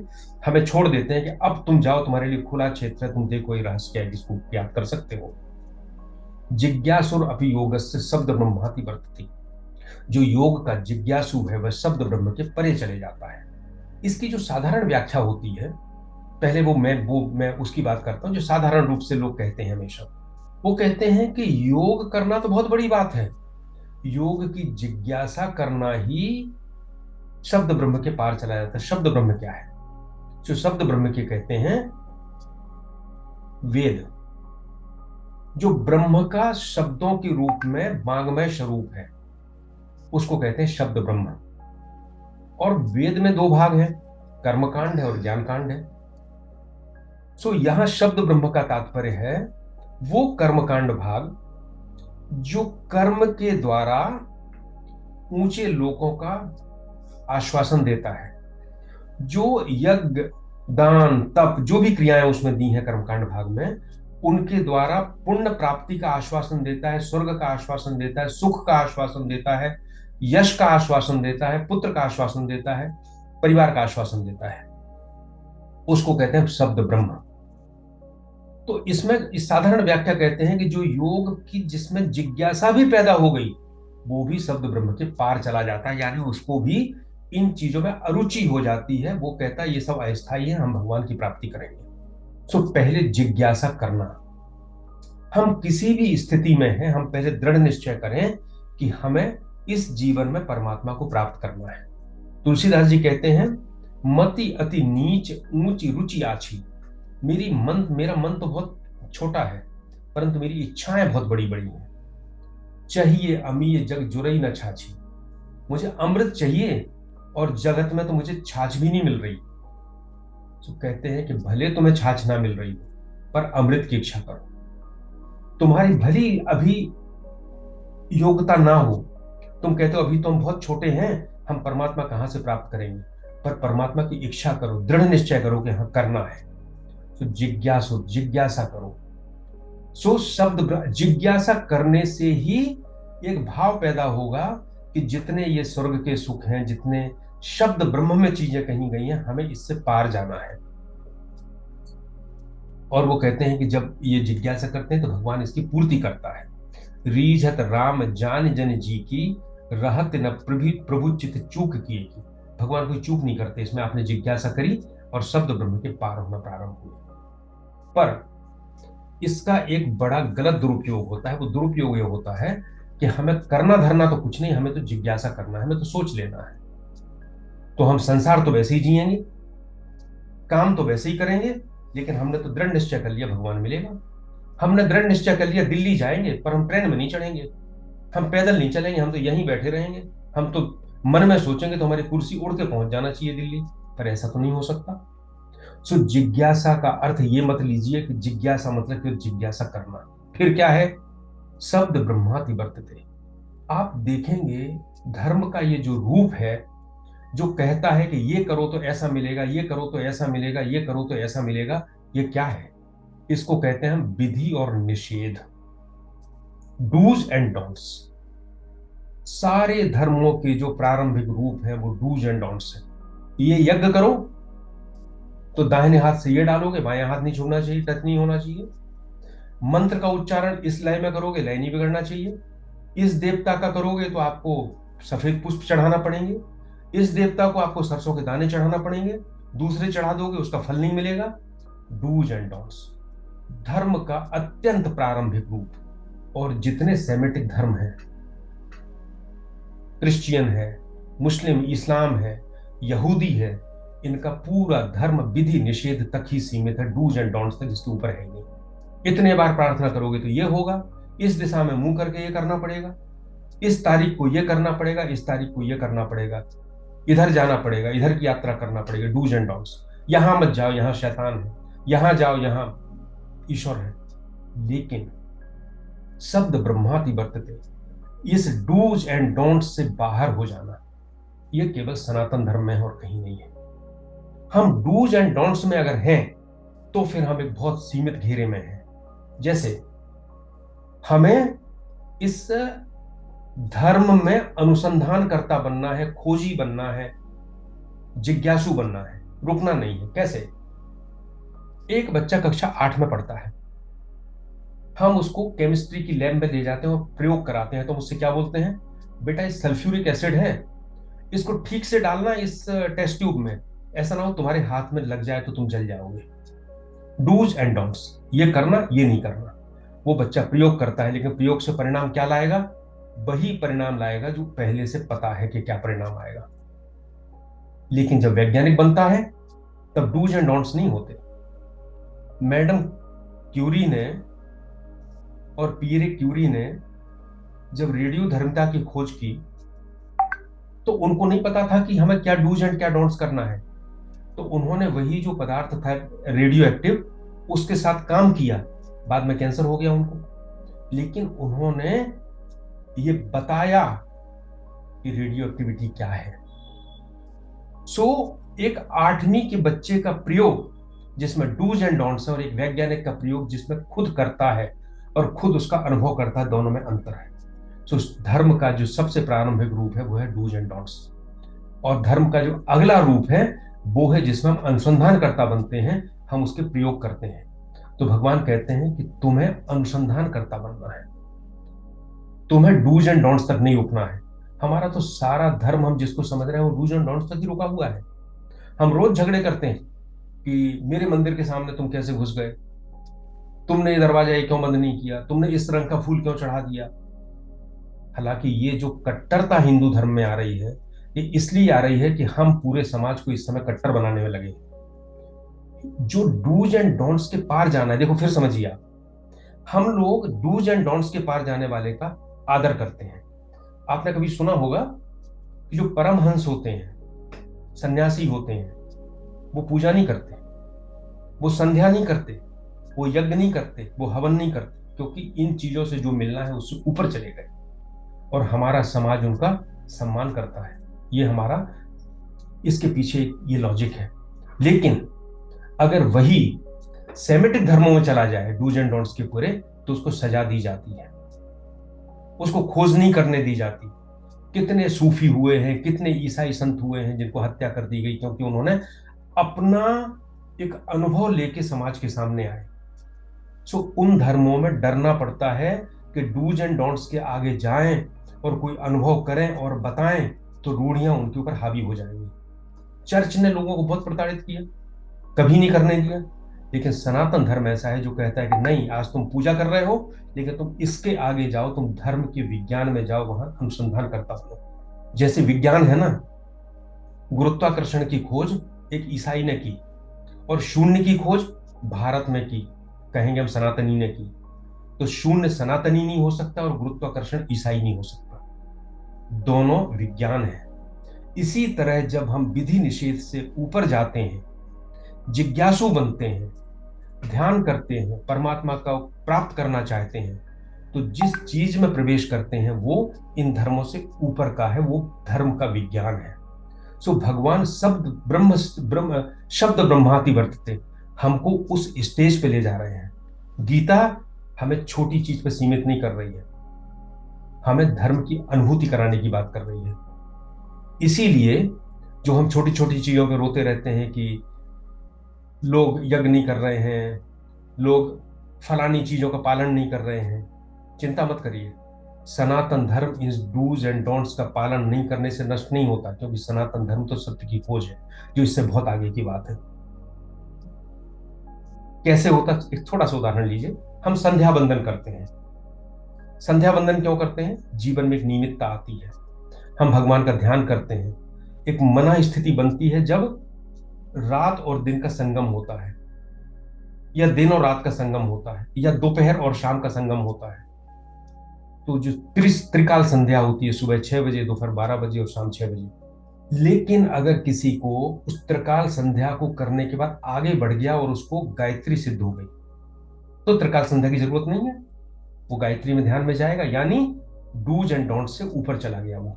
अब उसे नहीं है कि वो जल ले और चोटी शिखा में लगाए और सामने चढ़ाए, नहीं जरूरत है, क्योंकि वो तो इससे ऊपर चला गया। और गायत्री का लोप जो कहते हैं ओम में होता है, उस अक्षर ब्रह्म में होता है। सो जो उस स्थिति में पहुंच गया उसको गायत्री की भी जरूरत नहीं रही, वो उससे भी ऊपर चला गया। सो जैसे जैसे ऊपर जा रहा है वैसे डूज एंड डोंट्स, ब्रह्म शब्द ब्रह्म से वो ऊपर जा रहा है, परे चला जा रहा है। श्री रामकृष्ण परमहंस जब काली मंदिर के पुजारी बने, तो पुजारी तो बहुत होते हैं, यंत्र जैसी पूजा करते हैं और चले जाते हैं। पर उनके मन में सबसे पहले विचार आया, अरे हम काली की पूजा करते हैं, क्यों करते हैं? क्या काली में वास्तव में देवी है? क्या हम स्तुति करते हैं, स्तुतियां वास्तव में काली तक जाती हैं? क्या हम जो प्रसाद लगाते हैं माँ इसको ग्रहण करती है? और इन चीजों के प्रश्न के साथ में ही उन्होंने माँ से प्रार्थना की कि आप बताओ कि क्या है ये। और इससे उनकी आध्यात्मिक प्रगति प्रारंभ हुई। सो धर्म में जब तक बुद्धि नहीं होगी, तर्क नहीं होगा, प्रश्न नहीं होंगे, तब तक वो शब्द ब्रह्म में ही उलझा रहेगा, डूज एंड डोंट्स में ही उलझा रहेगा। प्रारंभिक अवस्था वो है, लेकिन गीता हमें इस प्रारंभिक अवस्था से आगे जाने की बात करती है। 45वां श्लोक। प्रयत्नाद्यतमानस्तु योगी संशुद्ध किल्बिषः अनेक जन्म संसिद्धिस्ततो याति परां गतिम्। प्रयत्नाद यतमानस्तु, दृढ़ता से प्रयास करते हुए, दृढ़ निश्चय से प्रयास करते हुए, ऐसा योगी जिसके पूर्णतः पाप धुल गए हैं, योगी संशुद्ध किल्बिषा अनेक जन्म संसिद्ध ततो याति परम गति। अनेक जन्मों में पूर्ण सिद्ध होता है, तब कहीं जाकर परम गति को प्राप्त होता है। ऐसा योगी जिसके पाप धुल गए हैं, जिसने दृढ़ता से प्रयास किया है अनेक जन्मों तक, तब पूर्ण सिद्ध हो जाता है और परम गति को पाता है। अब भगवान बताते हैं, जैसे अभी तक बात हुई थी योग भ्रष्ट, अभी तो उसके जन्मों की बात हो रही थी, कैसे उसको मिलता है, अब वो कैसे परम गति पाता है। निरंतर प्रयास करता है, पूर्व का जो अभ्यास होता है वह उसे खींचता है, नए शरीर में नया उत्साह, लगन, ऊर्जा होती है और वो आगे बढ़ता है। संशुद्ध किल्बिषा, पापों से मुक्त हो जाता है। कैसे? तो भगवान का पाप क्या है? हमारे योग है समत्व में रहना, और हम समत्व में नहीं हैं तो यही दोष है। और जब हम समत्व में नहीं रहते हैं तो फिर मान चाहिए, यश चाहिए, बढ़ाई चाहिए, संग्रह चाहिए, परिग्रह करना है, ये सारी चीजें आती हैं और ये सभी दोष है। सो वो कहते हैं ये दोष उसके समाप्त हो जाते हैं। तो जैसे बात आई थी कि जिसके पास पुण्य है उसका पुण्य का क्षय हो गया, पाप है पाप का क्षय हो गया, और वो एक निर्दोष हो गया। ये कई जन्मों का प्रयास है, अनेक जन्म संसिद्धा। ऐसा नहीं कह सकते हो बस माला उठाई और 2 माला कर ली और बस हमारा काम तो हो गया आज। या ऑफिस जा रहे थे, दौड़ते दौड़ते कहा क्या करें, तो एक अगरबत्ती लगाई, जलाई, 4 बार घुमाई पटकी और भाग लिया और कहा हमारी पूजा पूरी हो गई। नहीं, अनेक जन्म संसिद्धा, ये तो बहुत जन्मों की वो है। और हर जन्म में साधना के संस्कार सघन होते जाते हैं। आप अपने बारे में विचार करें कि आपको साधना में कितना मन लगता है। हो सकता है ये हमारा आखिरी जन्म हो। आखिर कभी तो कोई आखिरी जन्म के बाद सिद्ध होगा। हमारा भी आखिरी हो सकता है, और हो सकता है हमारा ये बहुत ही निचले स्तर का जन्म हो। तो हम देखें कि हम क्या विधि निषेध में उलझे हुए हैं, या हम उससे आगे बढ़ रहे हैं। अपने जीवन में देखें कि दुख आपको कितना विचलित कर रहा है, सुख आपको कितना विचलित कर रहा है। अगर आपका ये विचलन कम हो रहा है, अंदर शांति आ रही है, तो आप समझिए कि आप प्रगति कर रहे हैं और आपका जीवन जो अनेक जन्म है वो कम होते जा रहे हैं, उस दिशा में जा रहे हैं। क्योंकि वेदांत कहता है कि यह मानव का विकास है, जीव का विकास है। और जैसे जैसे धीरे धीरे जीव विकास करते करते अंत में भगवान तक पहुंचता है, वो उसका पूर्ण विकास है और वहां उसकी यात्रा पूरी हो जाती है। 46वां श्लोक, भगवान इसमें योगी को सबसे बड़ा बताते हैं। तपस्विभ्योऽधिको योगी ज्ञानिभ्योऽपि मतोऽधिकः कर्मिभ्यश्चाधिको योगी तस्माद् योगी भवार्जुन। योगी तपस्वियों से बढ़कर है, ज्ञानियों से भी श्रेष्ठ है, और कर्म करने वाले कर्मठ व्यक्तियों से बड़ा है, इसलिए तस्माद् योगी भवार्जुन। ये भगवान का आह्वान है कि हे अर्जुन तू योगी बन जा। और भगवान का आह्वान ये अर्जुन के माध्यम से हम सबको है। अगर स्वामी रंगनाथानंद जी महाराज कहते हैं कि अगर गीता को आप सुनना चाहो कि भगवान आपसे कह क्या रहे हैं, तो कहते हैं हर जगह यही यही बात आ रही है, तस्माद योगी भगवान, तुम योगी बनो, योगी बनो, योगी बनो। क्या है योगी, क्यों बनो, तपस्वी से ऊपर क्यों है। हम योगी को समझते हैं कि वो कोई गुफा में बैठा हुआ है, हिमालय की गुफा में। नहीं, पहले तपस्वी।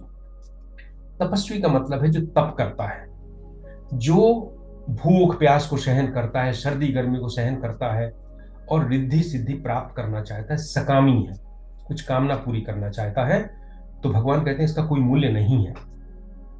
और तप का मूल्य, हमने 15 दिन का उपवास किया, कुछ नहीं खाया, तप किया, तो एक मूल्य है इसका। वो मूल्य ये है कि हमारा इंद्रियों पे नियंत्रण बढ़ा मन का, हमने भूख को सहन किया, हम उससे विचलित नहीं हुए, हमारे मन सबल हुआ। सो ये लाभ तो है। लेकिन क्या उपवास करना ईश्वर से मिला देगा? नहीं। उपवास करने से जो मन सबल हुआ है, अगर उस मन को ईश्वर में लगाया जाएगा तब ईश्वर की तरफ यात्रा बढ़ेगी। सो भगवान कहते हैं केवल तपस्या करना, इससे योगी ऊपर है। बुद्ध ने भी बहुत कठोर तपस्या की थी। 6 वर्ष तक उन्होंने जब तपस्या की भगवान बुद्ध ने, और जब वो उठे तो उन्होंने अपने प्रवचन में कहा है कि जब मैंने पेट में हाथ लगाया तो मेरा हाथ मेरी मेरुदंड को छूने लगा, यानी पेट और पीठ मिलके एक हो गए थे, इतने कमजोर हो गए थे। तब सुजाता नामक लड़की आई, उसने उन्हें खीर दी, उन्होंने खीर खाई, उन्हें एनलाइटनमेंट हुआ, और उन्होंने कहा कि नहीं, ये अति करना ठीक नहीं है, हमें मध्यम मार्ग पर जाना है, मध्यम मार्ग का जीवन जीना है। और गीता में हम लोगों ने बात की थी, गीता तो पहले ही कह चुकी है कि आहार विहार निद्रा स्वप्न, इन सब चीजों को सम रखना है, अति नहीं करना है। तो जो तपस्वी है वह भी निचला है योगी से। दूसरा, ज्ञान ज्ञान ज्ञानिभ्योपि मतोधिका, ज्ञानी भी नीचा है। हम लोगों ने एक बात की थी, ज्ञानी और विज्ञानी। ज्ञानी का अर्थ है वो जो सब कुछ जानता है, लेकिन केवल बुद्धि से जानता है। वो प्रवचन करता है, सिद्धांत जानता है, कर्म योग क्या है, ज्ञान योग क्या है, ध्यान योग क्या है, सब जानता है, लेकिन करता कुछ नहीं है, उसके पास अनुभव बिल्कुल नहीं है। तो उसका उद्देश्य क्या है? उसका यह सब जानकर उद्देश्य, उसके अंदर अहंकार है, मैं पंडित हो गया हूं। उसका उद्देश्य है कि मैं इस प्रवचन दूंगा, 50 लोग आएंगे, मुझे पैसा मिलेगा, मैं भोग करूंगा संसार में। और अभी क्या हो रहा है, बड़े बड़े प्रवचनकार, 1-1 लाख लोग जा रहे हैं, 1-1 लाख लोगों में भगदड़ मचती है, लोग लोग गिर जाते हैं, परेशान हो रहे हैं। ये ज्ञानी है, ये पंडित हैं, लेकिन इनके पास भी अनुभव नहीं है, अधिकतर के पास में। सो भगवान कहते हैं ज्ञानी से भी योगी अच्छा है। कर्मेभ्यश्चाधिको योगी, जो कर्मकांड करता है और उसके बदले में सुख और स्वर्ग का भोग करना चाहता है, उससे भी योगी अच्छा है।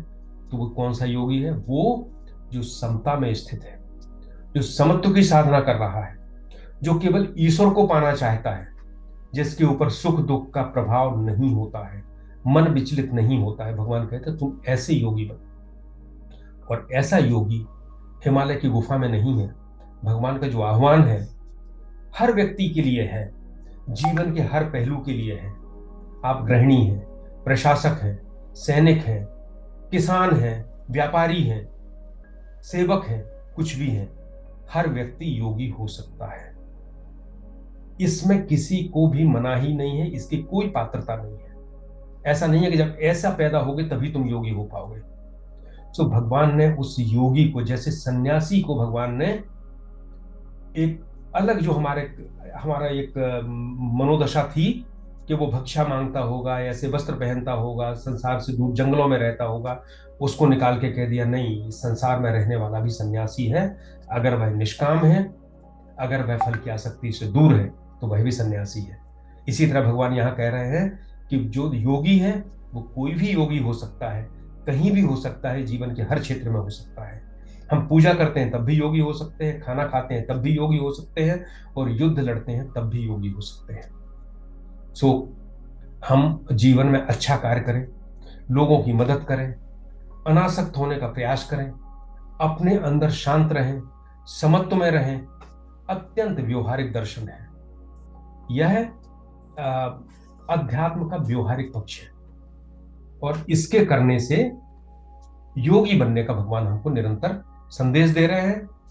देखिए, हो सकता है हम तप ना कर पाए, हमारे में शक्ति नहीं, हमारे शरीर में इतनी, मैं बीमार हो गया, डॉक्टर कहेगा 15 दिन खाना नहीं खाओगे तो मर जाओगे, तप नहीं कर सकता। एक कर्म करना था पर शरीर में शक्ति ही नहीं है, 80 साल के हो गए, अब चलते ही नहीं बनता। अब चलते नहीं बनता तो कर्म कैसे करोगे? तो क्या इन भौतिक बाधाओं के कारण भगवान अपनी प्राप्ति को रोकेंगे? बिल्कुल नहीं, क्योंकि ये बाधाएं सांसारिक हैं। इसलिए भगवान ने कहा तुम योगी बन। योगी बनने के लिए कोई शर्त नहीं है। आप छोटे हैं, बड़े हैं, किसी भी व्यवसाय में हैं, कुछ भी कर रहे हैं, हर समय समत्व में, योग में रह सकते हैं। आखिरी श्लोक इसका, योगिनाम अपि सर्वेषां मद्गतेनान्तरात्मना श्रद्धावान भजते यो माम सा मे युक्ततमो मतः। भगवान कहते हैं इन संपूर्ण योगियों में भी जो अंतरतम से मुझ में लीन है, श्रद्धावान है, मेरा भजन करता है, वह योगी सर्वोत्तम है। योगिनाम अपि सर्वेषाम, बहुत से साधन भगवान ने बताए हैं, ज्ञान, कर्म, भक्ति, ध्यान, ये सभी योगी हैं। अगर वो जो अभी पहले बताया गया है कि भगवान को प्राप्त करने के लिए, भगवान से सायुज्य होने के लिए निष्काम रूप से काम करते हैं, तो सभी योगी हैं। लय योगी भी होता है, हठ योगी भी होता है, लेकिन भगवान कहते हैं इन सब में सर्वश्रेष्ठ कौन है? मद गते नान्तरात्मना, ऐसा जो अंतरतम से मेरे में लीन है। अब भगवान में लीन होने में, भगवान में मन को ले जाने में क्या जरूरत है? देखो, ऐसा है, एक आदमी आपको मिला, आपको उसका प्रभाव नहीं पता, तो आप उससे साधारण बात करोगे, और कोई आपको बता दे, अरे भाई तुम जिससे बात कर रहे हो जानते हो वो कौन है? कौन है भैया? वो तो इस प्रदेश का मुख्यमंत्री है, वो तो इस देश का प्रधानमंत्री है। आपका भाव बदल जाएगा, क्योंकि आपको उसके प्रभाव का पता चल गया, आपको उसकी शक्ति का पता चल गया। सो मद गते नान्तरात्मना, भगवान में मन लगाने के लिए पहले हमें ये विश्वास करना पड़ेगा कि भगवान सर्वशक्तिशाली है। उसके लिए भगवान का कीर्तन, भगवान की लीलाओं का गायन, भगवान का भजन, भगवान से प्रार्थना, इससे अपनापन बढ़ता है, इससे हमें विश्वास होता है। पहले विश्वास तो करो, अभी तो हम विश्वास ही नहीं करते, और मन लगता है। तो मन लगना क्या होता है कि जीवन की सभी क्रियाओं में फिर ईश्वर की याद आती है, और जब ईश्वर की याद आएगी तो इसका मतलब क्या हुआ?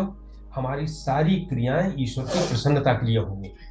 एक शिव की स्तुति है, उसमें कहते हैं भगवान से कि हे प्रभु, मैं सोऊं तो मेरी निद्रा आपकी समाधि हो, मैं पैदल चलूं तो मेरा चलना आपकी परिक्रमा हो, यानी हर क्रिया ईश्वर के लिए हो, मैं खाऊं तो वो आपका प्रसाद हो।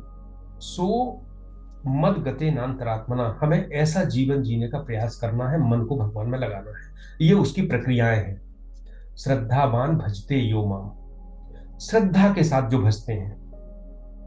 देखिए, श्रद्धा और तर्क, हम इनको दोनों को आपस में विरोधाभासी समझते हैं और श्रद्धा को हम अंधविश्वास में ले जाते हैं। अभी जो धर्म का स्वरूप विकृत हो रहा है समाज में, उसमें यही तो हो रहा है। बहुत अंधविश्वासी हैं। वो कहते तुमको कुछ नहीं करना है, तुम तो बेलपत्र पे ये लिख के चढ़ा दो शंकर जी को, सब हो जाएगा। हो जाएगा, लेकिन समर्पण तब होगा जब आपने गीता की इस प्रक्रिया से पुरुषार्थ और निमित्त की साधना पूरी कर ली होगी। बिल्कुल होगा।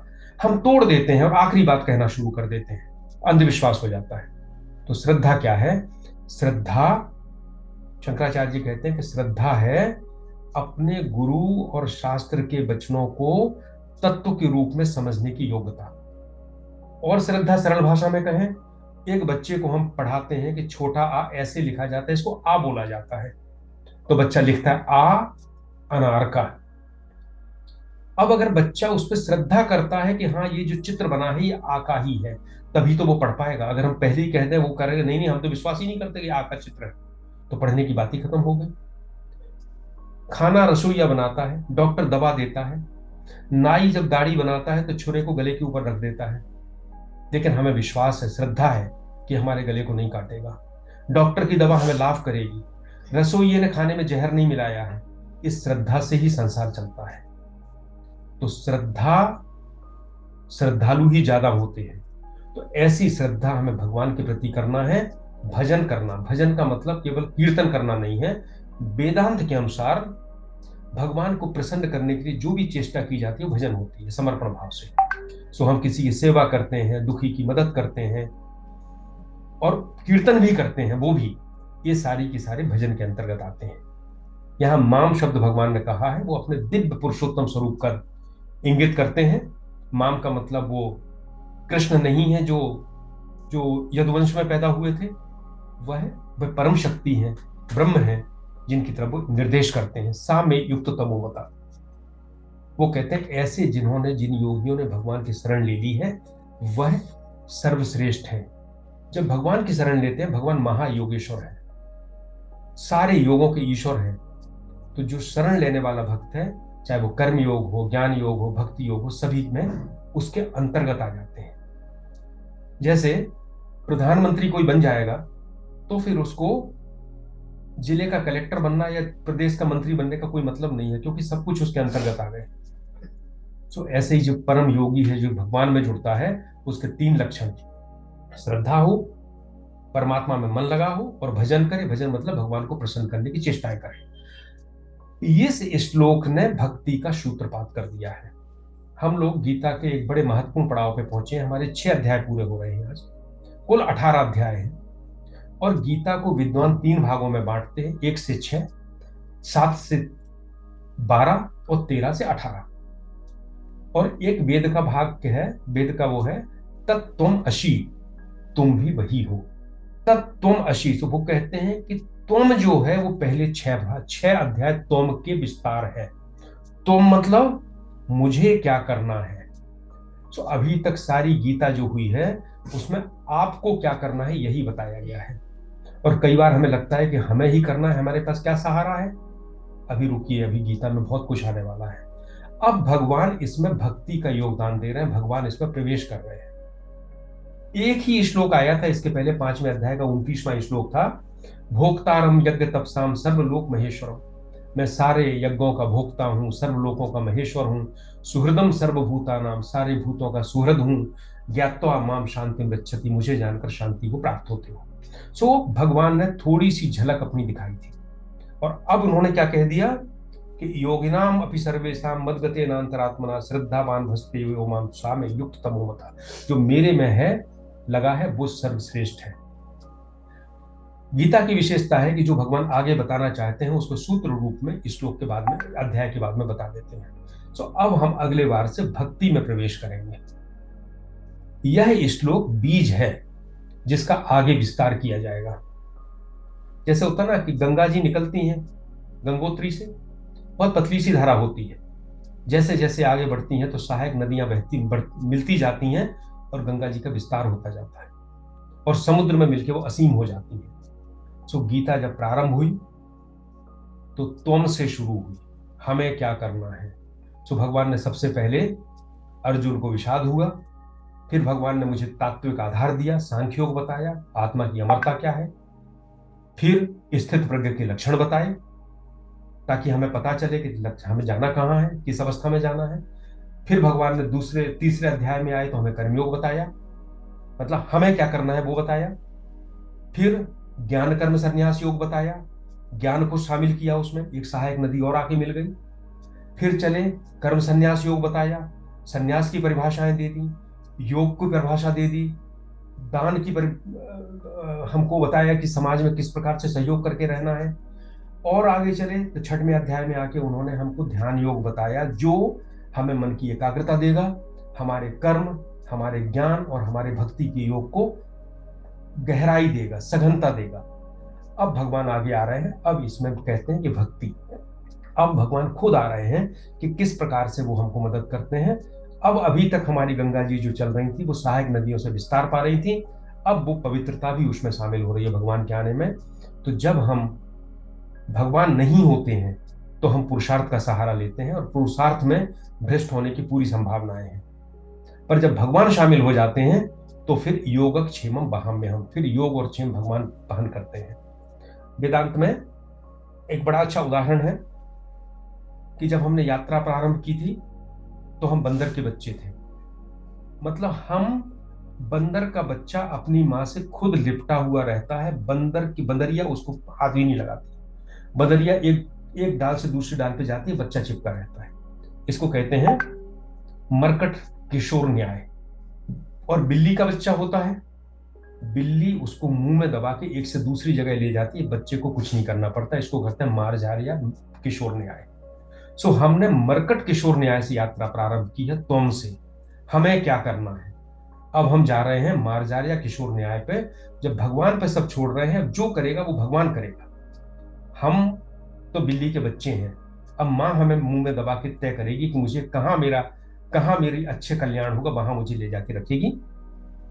सो अन्य जो योग है उसमें आनंद है, शांति है, मुक्ति है, लेकिन जब भक्ति जुड़ती है तो उसमें प्रेम भी है। हम खाना अकेले खाते हैं, होटल में खाते हैं तो तृप्ति मिलती है, पेट भर जाता है, पर माँ के हाथ का खाते हैं तो तृप्ति ज्यादा होती है, क्योंकि उसमें माँ का प्रेम भी मिला हुआ है। सो अब हमारा भगवान का प्रेम मिलना शुरू हो रहा है, अब हमारी दिशा थोड़ी सी बदल रही है। सो ये 7वें से 12वें अध्याय तक भक्ति की बात होगी। सो ये हो गया तत्व, उस ईश्वर की बात होगी। और 13वें से 18वें तक हम ज्ञान योग की बात करेंगे और 80 की बात होगी। और जब ये गीता पूरी हो जाएगी तब एक समग्रता में हम गीता को समझ पाएंगे। भगवान हमसे कहते हैं तस्मात् योगी भवार्जुन, बार बार भगवान का यही है। और एक चीज और कहते हैं युद्धस्व, हर जगह युद्ध करो, संघर्ष करो। इन दोनों चीजों को लेके फिर हम लोग गीता पर और आगे बढ़ेंगे। आज 48 श्लोक 48 सत्र हुए हैं और 6 अध्याय पूरे हुए हैं। इति श्री कृष्णार्पणमस्तु। आदरणीय, एक निवेदन था, आपने बहुत अच्छे से परिभाषित किया ग्रस्त जीवन और योगी को। एक बार पुनः सरल भाषा में परिभाषित करने के लिए अनुरोध करता हूं सर पुनः। देखो, गीता का योगी जो है, समत्वम योग उच्चते, समत्व में रहना ही योग है। यानी सुख दुख में हमारे मन की शांति विचलित ना हो, उसी के लिए सारी प्रक्रियाएं हैं। तो इसके लिए संसार को छोड़ के कहीं जाने की आवश्यकता नहीं है। हम संसार में अपने काम करते हुए भी मन की इस स्थिति को प्राप्त कर सकते हैं, इसलिए वही योगी है। और योग की जितनी परिभाषाएं हैं, बाकी जो हैं वो सब उस योग की उस स्थिति को प्राप्त करने के साधन हैं। हम ध्यान योग करते हैं, हम मन की एकाग्रता लाते हैं। हम कर्म योग करते हैं क्योंकि हम संसार से अपनी पृथकता को अनुभव करना चाहते हैं। ज्ञान योग करते हैं क्योंकि हम ये अनुभव करना चाहते हैं कि चेतन अलग है और संसार अलग है। भक्ति योग करते हैं क्योंकि हम अनुभव करते हैं कि सभी जगह परमात्मा है। लेकिन इन सारे अनुभवों का सार क्या है? सारे अनुभवों का सार ये है कि मेरे अंदर जब मुझे इतना विश्वास हो गया तो मैं समत्व में आ गया, मेरे अंदर विचलन समाप्त हो गया। और ब्रह्म की जो परिभाषा है, निर्दोषम ही समम ब्रह्म, निर्दोष समत्व में स्थित सतचित आनंद, यही ब्रह्म है। तो जब हमारी ये मन की अवस्था होती है, इसका मतलब हम ब्रह्म से जुड़े हैं, और यही हमारे जीवन का उद्देश्य है। तो योगी की जो परिभाषा है, वो किसी भी स्थिति में कभी भी कोई भी योगी हो सकता है, और कोई ऐसी शर्त नहीं है कि भगवान ने मुझे ये नहीं दिया तो मैं योगी कैसे हूं, मुझे तो धन नहीं दिया मैं कैसे योगी हूं, मैं तो भैया मेरा तो पैर टूट गया मैं योगी हो ही नहीं सकता। ये तो सब होगा, लेकिन योगी होने में ये कोई भी चीजें बात नहीं है। धन्यवाद अतुल जी। सर एक छोटा सा प्रश्न था एप्लीकेशन को लेकर के ही। अ, अभी मैं सीधे व्यवहारिक पक्ष पर आता हूं सर। जैसे व्यवस्था में, जैसे सर अभी हर घर जल पहुंचाने की परियोजनाएं चल रही हैं, बिल्कुल विशुद्ध एप्लीकेशन पर बात कर रहा हूं सर। तो जो एक हम लोग जब आए थे आज से 40-45 साल पहले पढ़ करके और जो काम करते थे, तो हमारे भीतर एक होलिस्टिक विजन रहता है। मतलब सोर्स ऑफ वाटर से लेकर के जो टोंटी घर में लगेगी उसको जब हम खोलें तो उससे पानी आना चाहिए। यह बिल्कुल कहीं भी किसी के भी मस्तिष्क में नहीं है सर, ये महसूस कर रहा हूं बहुत शिद्दत से। अब जब इस पक्ष को हम रखते हैं सक्षम प्राधिकारी के समक्ष, तो एक तो एक्सेस नहीं है। चलो मैं सिस्टम से ही आया हूं तो एक्सेस मिल जाती है। जब वहां पहुंचते हैं तो सुन तो लेते हैं वो, लेकिन सही दिशा में एक्सेप्टेंस नहीं है। Those who are seated in the chair at present, तो उस समय एक द्वंद मन में उत्पन्न होता है, या तो हम बंद करें बताना सर, क्योंकि अल्टीमेट उद्देश्य बहुत सारी जगह मैं देख रहा हूं कि जो सामाजिक क्षरण हो रहा है, जो भी वजह है, वो उसका असर हमारी व्यवस्था पर भी आ रहा है। तो इस पर कैसे विजय प्राप्त करें सर?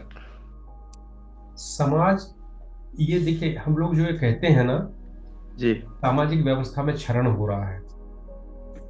समाज हमेशा से एक सा रहा है, समाज में कभी परिवर्तन नहीं आया है, समाज हमेशा एक सा रहा। जब जलालुद्दीन खिलजी को मार के अलाउद्दीन खिलजी गद्दी पे बैठा, तो उसकी जो आत्मकथा है उसमें वो लिखता है कि मेरे जो चाचा थे जलालुद्दीन खिलजी, उनके जमाने में लोग बड़े लॉयल हुआ करते थे, अब बहुत बदमाश हो गए हैं। हर वृद्ध आदमी ये कहता है मेरा जमाना बहुत अच्छा था, अब तो बच्चे बड़े बर्बाद हो गए हैं। वास्तव में ऐसा है नहीं। ये हमारा नजरिया है जो हमारी उम्र के साथ बदलता जाता है। समाज में जो प्रतिशत है, चाहे वो बुरे का हो चाहे अच्छे का हो, वो हमेशा एक सा रहा है। अगर समाज बदलता होता तो भगवान कृष्ण के समय दुर्योधन क्यों होता, शिशुपाल क्यों होता, जरासंध क्यों होता, भगवान राम के समय रावण क्यों होता, और कुंभकर्ण क्यों होता। सो अच्छे लोगों का काम है वो बिना उकताए हुए उबे हुए, पहले भगवान ने कहा अनिर्मण्य चेतसा, पहले शब्द कहा था, अपना काम करते रहे। आपका काम लोगों को समझाना है, आप समझाते रहिए।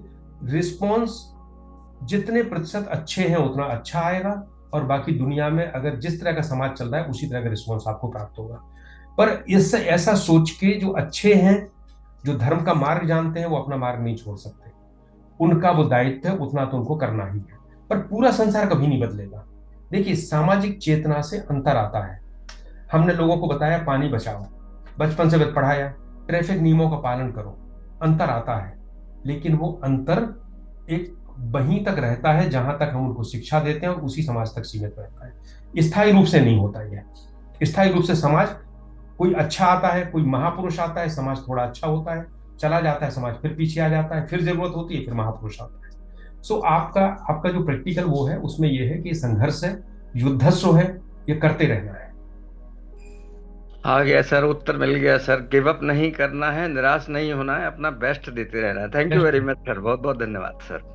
और गर्ग कभी जी ये नहीं बोले। सोचना है कि आपके करने से पूरा समाज बदल जाएगा, या आपके कहने से सब ठीक हो जाएंगे, कभी नहीं होगा।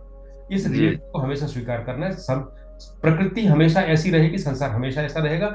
व्यक्ति बदलेगा, समाज पूरा नहीं बदलेगा, समाज का अंश बदलेगा। और हमारा दायित्व तो है कि उतने अंश को जितना बदलना है उसको बदलने में हम सहयोग करें।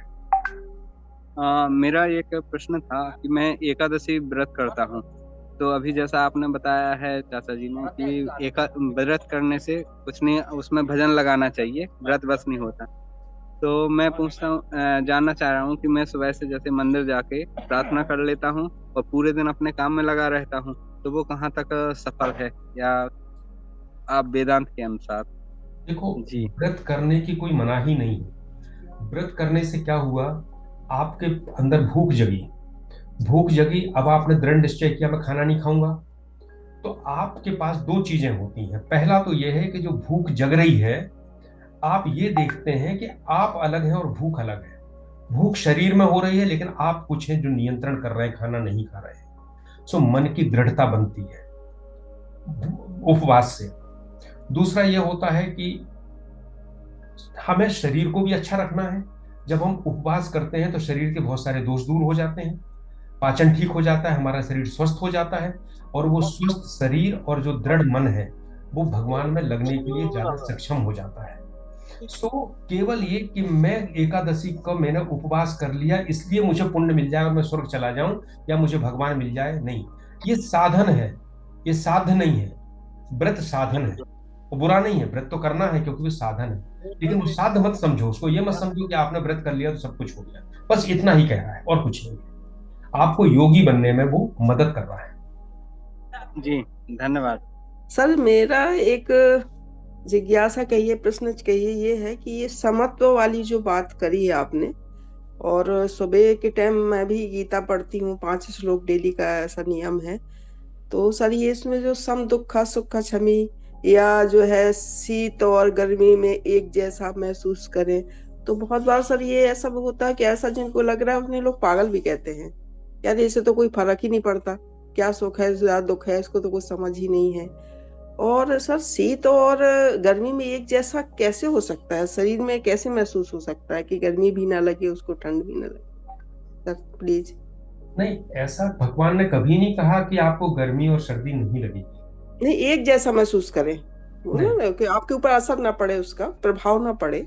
हाँ, प्रभाव पड़ेगा। आप गीले ठंड आप गर्म कपड़े पहनेंगे, शीत लगेगी, कोई मनाही जी। नहीं है उसमें।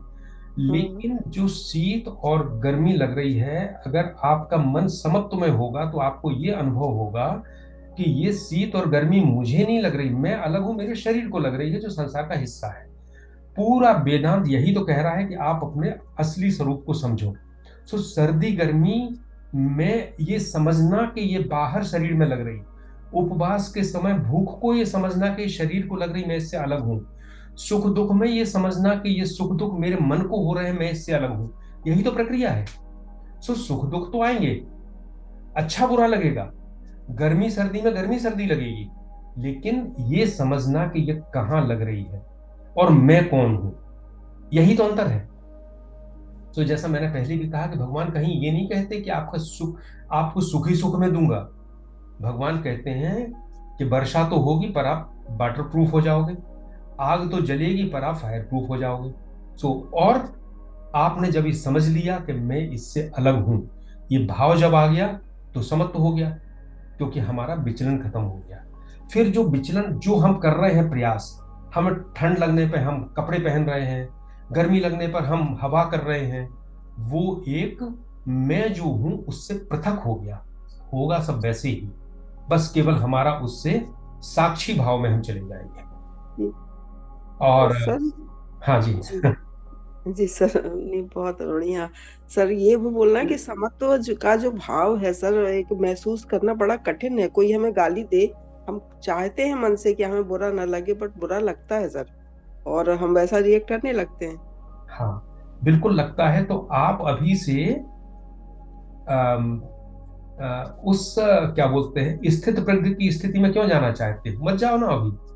अभी तो आप जी। संसार में जी रहे हैं, तो गाली दें तो बिल्कुल गाली दे दो शुरू में। लेकिन उस गाली देने के बाद एक विचार कर लो कि क्या गाली देने के बाद क्या हुआ। उतना विचार करोगे तो धीरे धीरे गाली देना कम होगा, धीरे धीरे उसको स्वीकार का भाव अपने अंदर आएगा। सो छोटी छोटी चीजों से शुरू करो। अभी हम परिवार में हैं तो हमें पैसा कमाना है, तो जी। कमाओ, कोई बात नहीं, कामना भी रखो। लेकिन जब ऊपर की स्थिति आएगी तो धीरे धीरे चीजों को छोड़ना है। हमारे साथ समस्या यह है कि हम सीधे स्थित प्रज्ञ की बात करना शुरू कर देते हैं, जो अनेक जन्म संसिद्धा, अनेक जन्मों के बाद आती है स्थिति। अभी तो हम बहुत निचले स्तर पे हैं, अभी तो हम विधि निषेध में ही डूबे हुए हैं। एक कदम चलने की बात भगवान कहते हैं, कम से कम एक कदम तो चलो। सर अभी जो मैडम ने एक जिज्ञासा जैसी व्यक्त की है, वही मेरे मन में भी चल रहा था कि किसी भी स्थिति में या किसी भी सिचुएशन में हमारा जो टॉलरेंस लेवल है वो क्या होना चाहिए, मतलब कितने लेवल तक हमको उस चीज को एक्सेप्ट करना चाहिए या टॉलरेट करना चाहिए? आपके चाहने से कुछ नहीं होगा। आपका जो जीवन आप जिस स्तर पे जी रहे हैं, देह के स्तर पर, मन के स्तर पर, विचार के स्तर पर, आत्मा के स्तर पर, वो स्तर तय करेगा कि आपका रिएक्शन क्या होगा। लेकिन जी। चूंकि भगवान ने हमें स्वतंत्रता दी है, इसलिए जी। हम जो रिएक्शन करते हैं अभी, उस रिएक्शन को होने दें। उस जी। रिएक्शन के बाद विचार अगर हमने करना शुरू कर दिया कि जो मैंने रिएक्शन किया वो क्या है। दूसरा, हमने गीता की विधियों के माध्यम से, कर्म योग, ज्ञान योग, भक्ति योग के माध्यम से साधना प्रारंभ की, तो हमारा जैसे जैसे चेतना का स्तर ऊपर उठना शुरू होगा, वैसे वैसे हमारा रिएक्शन बदलता जाएगा, टॉलरेंस बदलता जाएगा, और अंतिम स्थिति वो आएगी जो स्थित प्रज्ञ की स्थिति है। अभी अगर हम फर्जी स्थित प्रज्ञ बन जाए, फर्जी मतलब हमारी चेतना का स्तर नहीं पहुंचा, और मैं सोच लूं कि आज तो घर से बाहर निकलूंगा तो कोई साला चाटा मार दे तो भी उसको प्रणाम करूंगा, तो कोई हमें लाठी मार दे तो भी प्रणाम करूंगा, गाली दे दे तो कहूंगा भैया बहुत अच्छा किया, मैं तो आत्मा हूं, आपने बहुत अच्छी गाली मुझे दे दी, तो वास्तव में आपको लोग पागल समझेंगे और आप पागल हो भी जाओगे। तो हमें फर्जी स्थित प्रज्ञ नहीं बनना है। जिस लेवल पे है उस लेवल का व्यवहार संसार से करिए, पर उस लेवल को बढ़ाने का प्रयास करिए। जो व्यवहार करते हैं उस पर बुद्धि लगाइए, बुद्धि लगाने के बाद उसको आगे के लिए सोचिए कि अब हमें क्या करना है जिससे हमारी प्रगति हो।